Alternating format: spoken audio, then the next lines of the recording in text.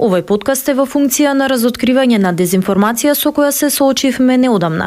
Всушност се работи за изјава на бугарскиот вице-премиер Красимир Каракачанов, во која тој зборува за иднината на Македонија со можни две алтернативи: албанска провинција или дел од бугарската држава, доколку Македонија сака да биде дел од Европската унија.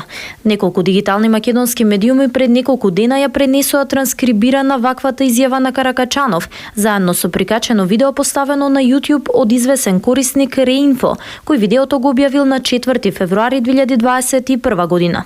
Ова како да било доволно за авторите на текстовите изјавата да ја пренесат како неодамнешна. Имено иако се работи за автентична изјава на Каракачанов, краткото исечено видео е дел од целосно интервју од гостување на Каракачанов во емисијата Слави Шоу на бугарскиот водител Слави Трифунов, но од јануари 2010 година.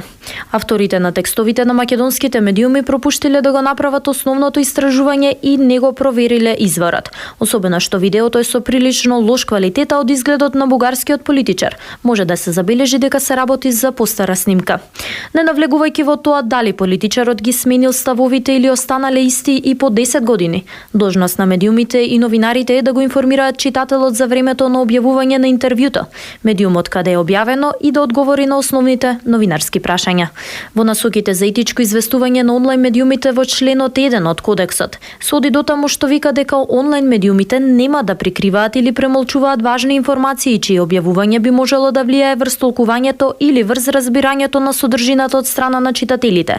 Премолчувањето на фактите кои можат битно да влијаат врз формирање на ставот на некој настан или личност е еднакво на намерно искривување на реалноста и создавање дезинформации. Во случајов испуштањето на фактот дека интервјуто не е ново или пак намерното доведување во заблуда со зборот неодамна, доведува до искривување на реалноста и влијае врз толкувањето на содржината од страна на читателите. Одговорноста на новинарите и медиумите е особено изразена во време кога Бугарија го услови почетокот на пристапните преговори на Македонија со ЕУ.